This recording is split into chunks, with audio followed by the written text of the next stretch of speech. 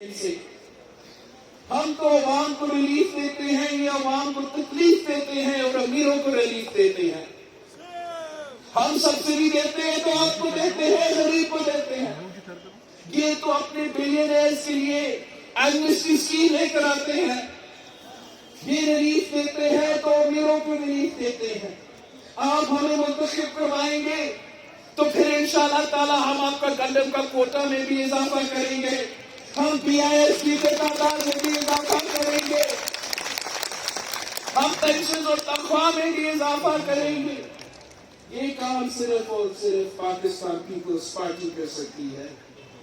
Pakistan Peoples party نے ہمیشہ آپ کی خدمت کی ہے. یہ پی ٹی آئی کی حکومت تبدیلی کے نام پہ تباہی کر رہی ہے. ہر ادارہ سے ریڈیو پاکستان کو دیکھو, ریڈیو پاکستان کے بیچارے ملازمین کو بے روزگار کر دیے ہیں.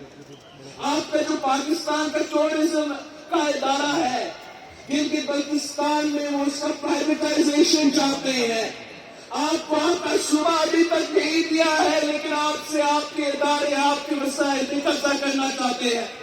ہم ان کو یہ اجازت نہیں دیں گے کہ یہ ہر ادارے کو بند بھی کروا دے, وہاں کے ملازمین کو بے روزگار کروا دے اور پھر اونے پونے بیچ کے اپنے دوستوں کو دے دے. پاکستان کے جو ٹورزم کے ادارے ہیں جو یہاں بھی ہے, یہ آپ کے ہیں, آپ ہی چلائیں گے, آپ ہی ان سے کمائیں گے. ہم کسی اور کی اجازت نہیں دیں گے.